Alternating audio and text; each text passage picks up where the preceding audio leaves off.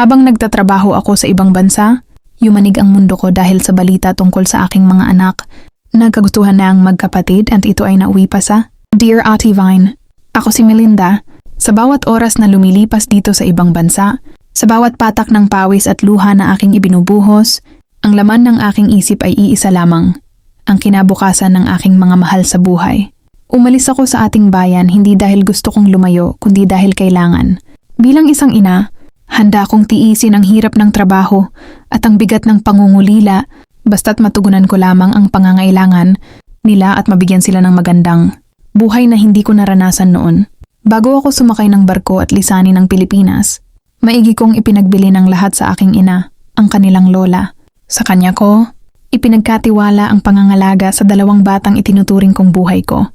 Ang isa ay ang aking sariling anak na lalaki, ang kadugo at pag-asa ko. Ang isa naman ay ang aking inampon na babae, na mula pa sa pagkabata ay inaruga, minahal, at itinuring kong tunay na anak. Walang ipinagkaiba sa aking sinapupunan. Para sa akin, magkapatid silang 2. Iyon ang turo ko, yun ang paniniwala ko. Lumaki silang magkasama sa iisang bubong, iisang hapagkainan, at iisang lola ang nagpalaki sa kanila habang malayo ako. Akala ko, ang ugnayan nila ay kasing tibay at kasing dalisay ng pagmamahal ng magkapatid. Sa loob ng mahabang panahon, payapa ang aking kalooban. Sa bawat tawag ko sa telepono, laging magaan at masaya ang balitang ibinibigay ng aking ina. Sinasabi niyang maayos ang lahat, masipag mag-aral ang mga bata, nagtutulungan sa gawaing bahay at walang dapat ipag-alala. Nakahinga ako ng maluwag. Ang bawat padalang pera, bawat regalong ipinapadala ko, ay laging pantay at puno ng pagmamahal para sa kanilang 2. Ang tanging dasal ko ay lumaki silang mabuti, may takot sa Diyos at nagmamahalan bilang pamilya. Ngunit tila pinaglaruan ako ng tadhana. Ang payapang panahon ay biglang napalitan ng matinding bagyo sa aking puso.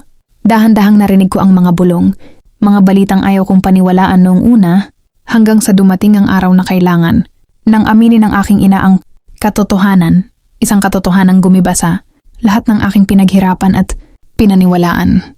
Nalaman ko na ang aking anak na lalaki at ang aking inampon na babae ay naging magkasintahan. Parang dinaganan ng mabigat na bato ang aking dibdib noong marinig ko ito. Hindi ko alam kung ano ang mararamdaman ko. Galit ba, sakit o pagkadismaya? Paano ito nangyari? Paano nagkaroon ng ganitong damdamin? Ang 2 taong pinalaki ko at pinalaki ng aking ina bilang magkapatid. Sa isip ko, sila ay magkapatid. Kahit walang dugong nag-uugnay sa kanila, ang pagpapalaki at pagmamahal na ibinigay namin ay sapat na upang ituring silang tunay na magkakamag-anak. Ang ugnayang ito na nabuo nila ay parang isang maling hakbang, isang bagay na labag sa kaugalian at sa lahat ng itinuro ko. At tila hindi pa sapat ang sakit na ito. Sumunod na balita ang lalong dumurog sa aking puso. Sila ay magkakaanak na. Sa gitna ng malayo kong kinaroroonan, napaluha ako ng napakalakas. Ang lahat ng sakripisyo ko, ang pag-iwas ko sa kanila, ang pagod, ang lungkot, ang mga gabing umiiyak ako dahil sa pangungulila. Parang nawalan ng kabuluhan. Pakiramdam ko ay nabigo ako bilang ina.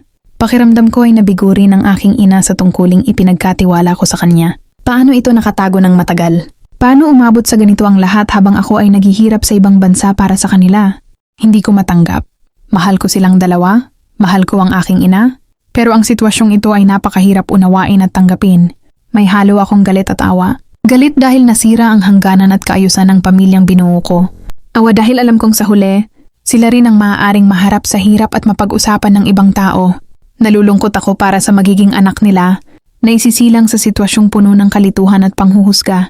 Ngunit sa kabila ng lahat ng sakit at pagkabigla, nananatili ang pagiging ina sa aking dibdib. Hindi ko maiaalis ang pagmamahal ko sa kanila kahit gaano man kalaki ang pagkakamaling ginawa nila. Alam kong may mga tanong na walang sagot. May mga pangyayaring mahirap ipaliwanag. Ang tanging alam ko ngayon ay nasugatan ang aking puso. Nasira ang aking tiwala at kailangan kong harapin ang katotohanan ito kapag nakauwi na ako. Ang kwentong ito ay hindi lamang tungkol sa pagkakamali ng 2 kabataan. Ito ay kwento ng isang ina na umalis upang magbigay ng magandang kinabukasan, ngunit sa kanyang paglisan, naiwan ang isang lihim na ugnayan na gumulo sa lahat ng bagay. Ito ang aking pasakit, ang aking dalahikin, at ang pagsubok na kailangan kong dalhin habang malayo ako.